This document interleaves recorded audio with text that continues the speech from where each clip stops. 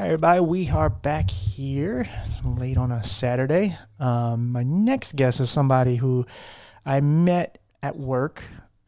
She's a really nice lady. She's also come to our support group, and she's what I love about her. Not just because she's from Philly or whatever, but she's very outspoken. She says what she means. Very strong-willed and very entertaining.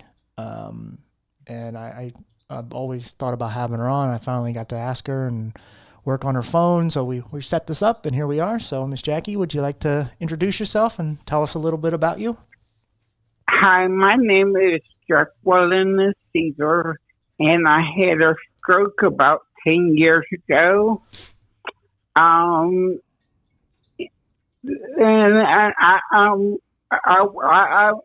I started in therapy, and I continue in therapy because I want to get myself better.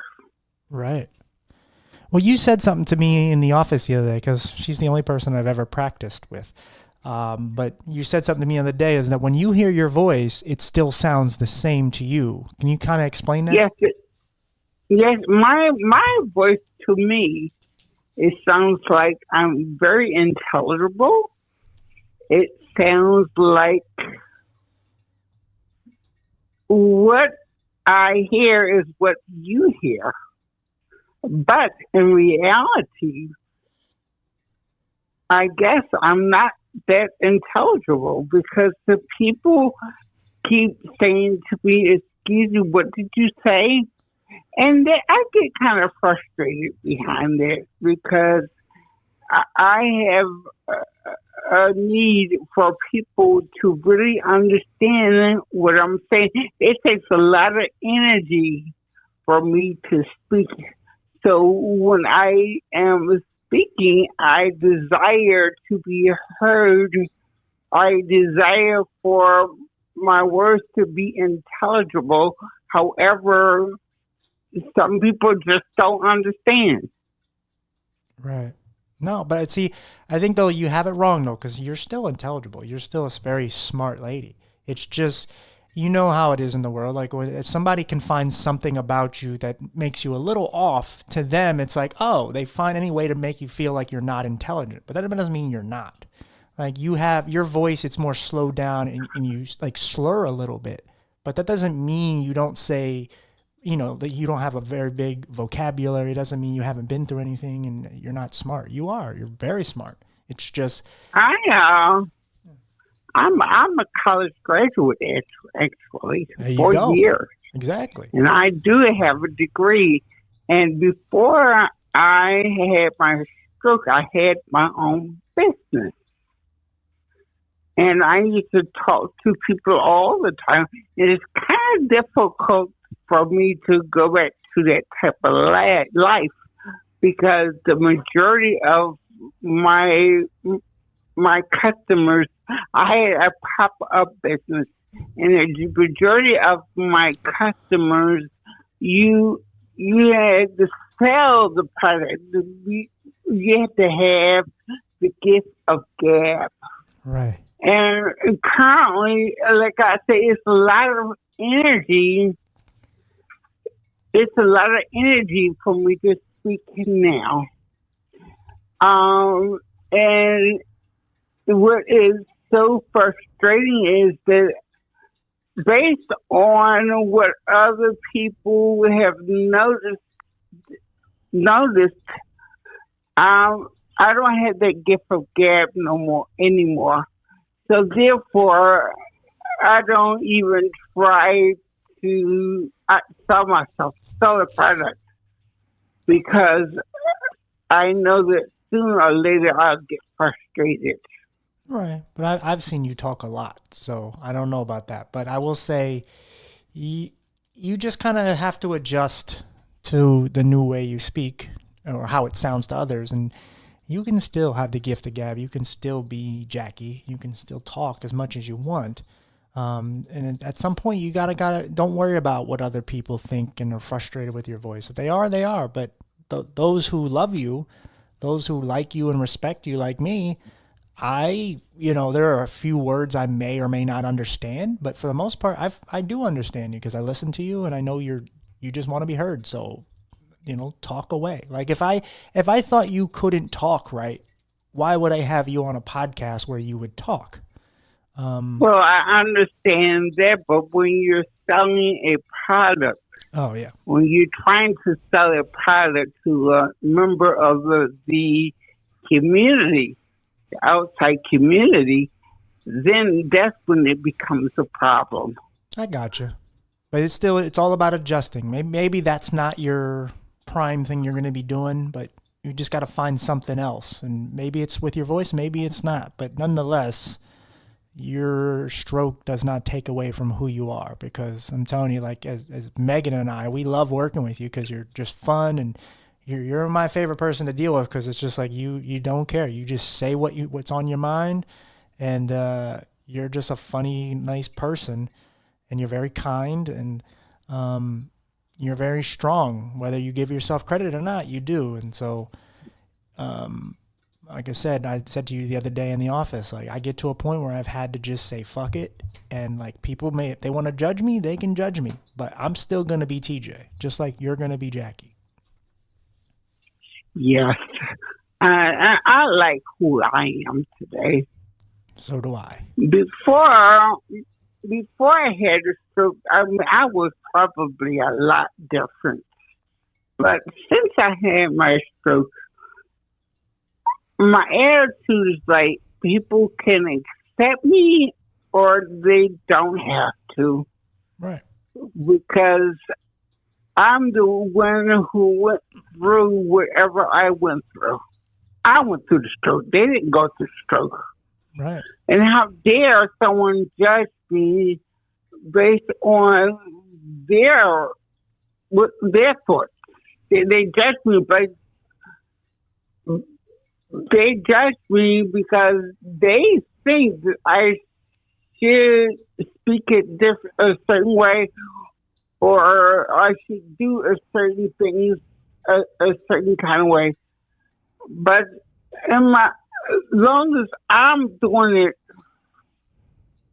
the best that I can, that's all that matters to me. Exactly. What they say or what they think, it doesn't matter to me at all. Yeah. But it took me a while to get to this point. It took me a long time to get to this point because I probably I was worried about what people thought of me.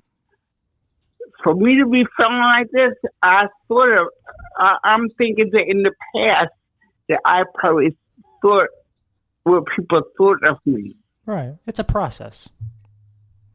But I had to get to this point where I really didn't care. I'm like you get the ethics. Yeah, exactly. I really don't care. You accept me how I am or don't accept me. I don't care. Because I'm the one who has to get up every morning and walk in my shoes. You don't. Yeah. For better or for worse. Like you have to live this life. Yep. Oh, exactly. Can you tell like the audience like how your stroke affected you? Like your speech and your mobility, things like that? Again, well, when I had a stroke, I think it was Thanksgiving. It was the Thanksgiving area time, the time of Thanksgiving, and I remember going to Philadelphia, and then I came back here. It was on a Friday night. I think I had a stroke back then, but it wasn't until Saturday morning I found out that I had a stroke. Because that's when I was at the hospital. Uh-huh. And then I remember that people used to feed me. I couldn't feed myself. People had to feed me. And I was very, very frustrated at the time. I do remember because, I used to smoke cigarettes. So, needless to say, I was getting angrier and angrier that I would even walk to the hospital because in my mind it wasn't nothing wrong with me. But something really was wrong with me. Right. But I had to accept that something happened to me. Now, I don't walk the way that I used to walk. I walk with a cane now. Mm-hmm. And I used to fall all the time. Right. But now I just finished graduated from swim therapy 2 weeks ago. And so I was afraid of the water. But it was through the swim therapy. And like I said, I continue on with therapy. Even though I graduated 2 weeks ago, I signed myself up, went to my doctor, got me signed up again for physical therapy. I'm going to keep going. And then what I learned is that I should be working out, lifting weights at the gym. Yeah. So that's what I'm going to do. I'm going to start working my body out, whereas where the weaknesses are, like where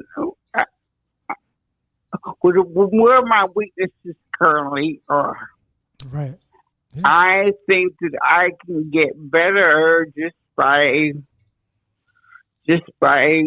going to gym and lifting weights. And I'm going to do some type of, they have swimming classes there. Now, I learned how to swim initially. A month, in my swim therapy, a part of my therapy was learning how to swim. So I learned how to swim on my back. I can swim on my front as well. But this, it's always room for growth. Always. Always. Always. That's why I never quit, because there's always room for growth. A lot of people quit because they've given up. But you have to have the will and the drive that I have. You never say never. Never say never. Right. Never say never. No, it's all about just constantly working on yourself. And you're going to win some battles. You're going to lose some. Yeah. I would say this applies to you too, but I said this to a person earlier today where I said, look, man, I don't always succeed at what I'm trying to do, but no one can tell me I don't try, that I don't fight. That's right. And I don't fight, because I do it every day. But, like I said, I win some, I lose some, but I will always try, because when my health is acting up, I will try to find a way to fix it. I don't lay around and cry about it. I mean, I'll have my moments, but I will still attempt to try to heal myself, whether it's physically, mentally, or what have you. I'm here to. I don't. I remember when I first had my stroke, I was mad at God for allowing this to happen to me. I think a lot of us go through But God don't give you nothing that you can handle. So He won't give you more than you can handle. Right. So therefore, He probably gave it to me because He knew I could handle it, how I handle stuff. And as they say, what doesn't kill you makes you stronger. That's right. That's right. That's what you have to do. You just, it's a lot of things that I cannot do. Like I can't drive at the dark no more. Yeah. I can't, there's certain things. I don't drive to Philly no more. Mm-hmm. because I know I can't handle it. Yeah, and that's okay. But I mean, those are always hard pills to swallow when you can't do something you always used to be able to do. But I mean, it comes with what we're going through, and so you deal with it, and you find other ways to find happiness. You replace it with something else. And I like the fact, this one lady at the Center for Independent Living said that I was an advocate Yeah, you're like a for other living people. you're like a living embodiment of an advocate. You may not be the typical conventional advocate where you go out and you have posters and you say, "Hell no, we won't go." But you advocate for yourself, and by you advocating for yourself, you're advocating for women, you're advocating for black women, you're advocating for stroke survivors, um, you're advocating for people with disabilities. There's a lot of things you do. Like you don't have to do what every other advocate does. Like you're still a person who walks around with a disability. You carry yourself. You're still strong, and so all those things still, apply to you. Like you are 100% an But advocate. I try to help other people That too. who have something more wrong with them than me. Right. Sometimes we care more about others than we do ourselves because it's easy to kind of get down on ourselves and kind of give up and go, man, I don't know. But when you see someone like you who's going through the same thing and they're being abused or they're being affected in a certain way, it really brings it closer to home and you just go, man, like I can't stand for this. You're right about that. Yeah. Right. Like you see people who, Whenever I walk into that building, I see other people I know for a fact that I don't know. no, I get it. The other people who you see, the purple, like I feel like I needed less. The services there are less than some people that I see. Sure. Absolutely. You No, know? you always think there. You always go through a period where you think that you have it the worst, and then like at the sill, like you meet so many people there, and you go, man, like it doesn't mean I don't have it hard, but there are so many people that are less fortunate than me. Like they don't live on their own. They don't have all the things that I have. Yes, Some people and they can't pay their own bills that to too. be Yeah. responsible for paying their own bills. Some of them can't even drive a car. Right. I can drive a car as long as I drive before I start getting dark. I can drive a car. Well, one thing that you have, that I have, that Megs and some of us have, that a lot of people don't have, that's really important, is we have our own voice. We are able to speak for ourselves. We're able to be independent, and we're able to fight for other people. Yes, There's some that don't have a good support system, or their disability holds them back altogether, or what have you. Like, we're lucky enough that we have found our voice, and we don't allow people to tell us who we are and what our limitations are. We are TJ, we are Jackie. that's correct. Yeah. It's about being Because if yourself. you allow people to say anything negative, you feed into it. Then you lose your grip on reality. The reality is you understand that you have a little problem and you know to deal with it. You deal with life as it comes by. You don't allow another person to dictate to you Mm-hmm. how it should be. No. Do you feel like I, do you feel like growing up in Philly helped you to be this strong? Because I feel like it helped me. uh, Like, I don't mean all the way, but like partially. Do you feel like living in a hard city like Philadelphia, do you feel like it helped prepare you for tough times? no, I think that I had to decide that not my environment, because I remember having hard times in Philly, but I don't think I used to stand up for myself. Yeah, but I I mean, don't. yeah, but I didn't either. But my point is that like living there, and I had to go through a lot. I went through a lot of bullying and things, and there was a point where I walked around and people just called me white boy because I was in other neighborhoods, and my sister, It comes right boy. white boy, yep, they call me white boy, Miss Jackie. Um, but I got used to it, but the reason I bring all that up is because now later in life, people can call me names or call me whatever they want, and it doesn't affect me because I lived in a city where you just had to take that, or you had to fight, and I didn't want to fight. So I took it, and as later in life, I realized like that did have its own effect on me in a positive way because it made me stronger. So that when people say things about me now, like, "Oh, you're not this," it's like I don't care. Go ahead, because you couldn't have made it through what I made it through. And living in a hard city like Philadelphia, like you have to toughen up. Even if you're not a really tough person, you do have to figure You, out. you, you have to, yeah. Yeah, you have to figure out how to be tough to survive. Yep. And that doesn't matter your Right color. boy.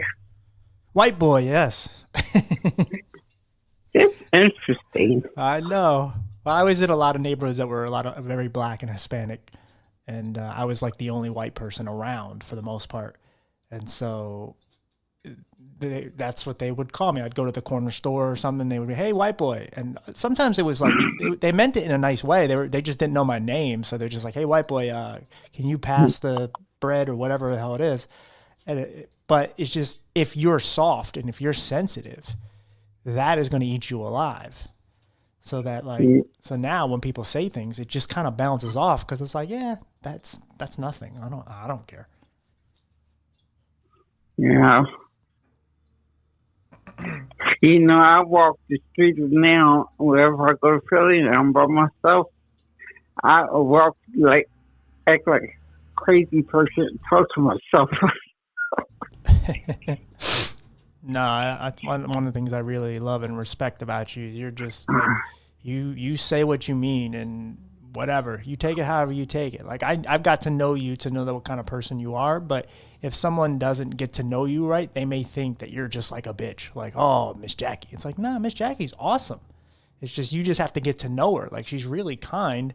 It's just you kind of have this like sometimes you have this rough outer layer to you where people may not know how to take you.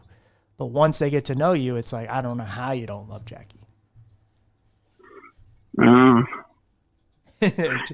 I'm a mushroom.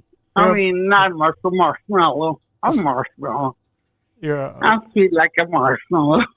Okay. Believe it or not, I'm very sensitive, Aw. but I do mean what I say. Yeah. And I'm the type of person that if I don't see you standing up for yourself, I'll stand up for you. Right.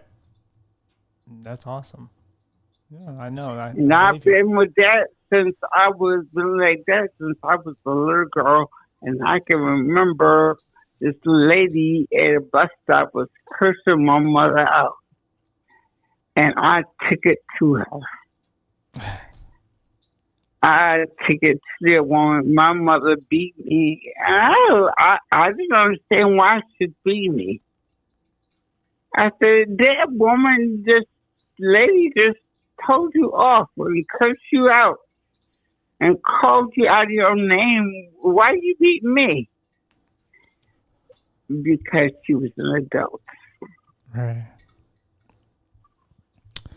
No, that takes a lot to stand up for other people and then stand up for yourself, man. It's a beautiful thing when you see someone do it because there are a lot of people they just don't know how to yet.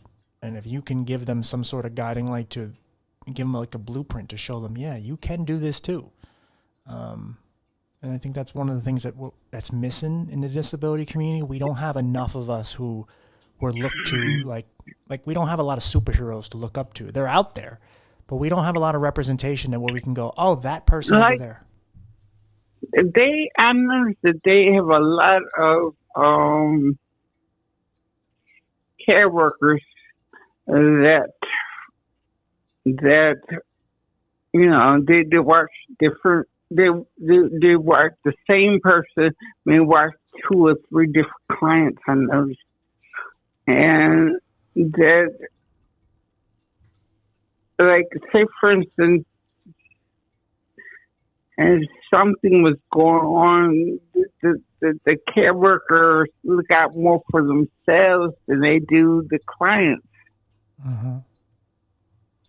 And that I've seen and I don't like at all.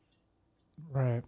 Because some people, they just do a job just to do a job. They don't get in. Like, I think for a job like that, you really have to care about what you do. I mean, some people get into it because, like, it pays okay or whatever. It's just something to do. But, like, you're taking care of somebody who really needs you. They're very vulnerable. They're, they need you at all times. And if Well, you're, if you ask me, don't pay enough. well, no, they don't pay them enough. But it's still not an excuse to treat your care attendants differently. Like, you shouldn't abuse them or be, you still should be kind to them no matter what. It's not their fault that you're getting paid poorly. I mean, teachers don't get paid enough either, or cops, and a lot of people don't get paid enough. But your job is equally as important as any job out here. Like, your job is more important than a basketball player's job. They just get paid millions of dollars. But your job is to take care of someone, or your job is to save a life. So that's as valuable as it gets. They probably should offer more money. No, they 100% should. That's some of the things that we fight for at the SIL, though, too, is, caregivers who they just want to make, they should get paid more, because none of them are going to stay. If you don't give them good benefits and you don't pay them better, why would they want to stay at that job when they can get paid the same amount at McDonald's or somewhere else? So that's right. Yeah. I mean, McDonald's is paying $15 an hour. A lot of those care attendants, they don't get paid $15 an hour. They're lucky if they get paid $12. So, and it's like, and on top of that, they don't get any time off and no PTO or anything. So that's like, you gotta take care of your workers, because at the end of the day, they're what keeps the machine going. The ones in Philadelphia area get paid more than out here. That makes sense because it's a bigger city and rent and all that is much higher. So the cost of living is higher. So that's pretty much why. I mean, it's the same thing with like New York and California. I mean, their minimum wage is a lot higher than Pennsylvania's because of that. But I mean, our minimum wage is still $7.25 or $7.50? Like that's embarrassing. Around here? Yeah, Pennsylvania, the whole state. The minimum wage is $7.50 or $7.25. I forget which one. Oh my goodness! That's minimum wage. I thought minimum wage was 15. No, not in Pennsylvania. Oh. They're trying to change it, but yeah, no, it's a problem. Like, minimum wage is so low, and I don't know who can survive on $7.25 or $7.50. It's terrible. So yeah, It's embarrassing. So I mean, you were talking about it a little bit earlier about your classes, and how everything's like. How long have you been doing your physical therapy? And how well has it really worked for you? Because you said you at one point were always falling. How are things now? Well, when I started the swim therapy, that's when I noticed that I fall less with the swim therapy. Okay. And I go there maybe 2 times out of a week. And I do notice that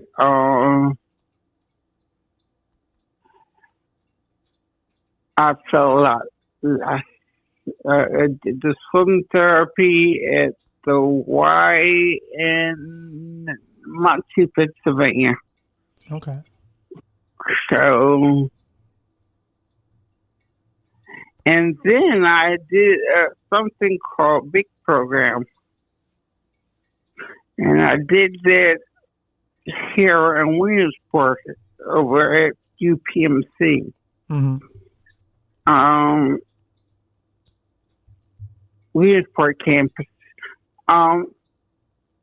I did something called it's called BAKE program, and it does help you as far as not falling. So that was, you know, you know, I'm going. Like I said, I'm starting up another physical therapy class. Mm-hmm. I would like to be to the point where I don't need a cane, but I have to get my legs stronger. Right. I think But look at the progress you've made in this past. I don't know how long you've been doing it. 10 years. 10 years. Okay, so look in the last 10 years you've been doing this physical therapy, and now you're actually walking without really falling. I mean, you're still a little wobbly, but you're way sturdier than you ever were. And the stronger you Yeah, get, the more time and effort you put into it, like who knows what you're capable of. yeah. This lady, she just had brain surgery, and she's pretty fit. And she was telling me what you have to do is just make sure you lift weights. So I need to gain more balance. I have to balance more. Yeah. And so I need to work my legs and my hips more, I think. Yeah, you'll get there. But I mean, it's the fact that you want to do it, and the fact that you know that you're seeing results. Because I know it's hard, because I go to the gym and it's like I want to get in shape, and when you don't see the results that you want, you're like, oh, it's not working. But sometimes it's just very tiny, minuscule results that you're getting, but it's results nonetheless. You just take it for what it is and just know that things are getting better, just not at the speed that you would like.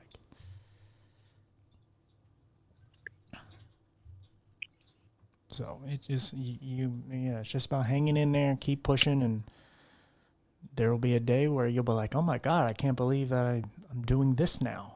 Like you're progressing. That's all that matters. As long as you're continuously moving forward and things are getting better, then you're in the right direction. You all right, Miss Jackie? I know. I was listening because I heard this noise in the house. That's all. Okay. It's okay. No worries. Is there, before we kind of wrap up and get through it all, like, is there anything else like you would really like to share with people, like who you are or something about yourself you'd like to talk about? The only thing I want to share is that for you all who's out there who have a disability, just don't allow others to define who you are. You define who you are, and don't ever use the word or think the word quit, because there's no quitting until you get what you need. There's no quitting. Right. Just continue to work. I mean, even if it's hard, just still work. The more you work, the more you get better. Sure. That's all I got to share. That's awesome. Well, I appreciate you on. Don't hang up, because we're just gonna end the episode, then I'll talk to you for a few minutes afterwards. But okay. I do appreciate you coming on, and you have my number if you ever need someone to talk to. Obviously, you also know where I work, but in general, if you need me, I'm around. But thank you for coming on, Miss Jackie. You were a delight as always. Okay. Bye-bye. Bye, everybody.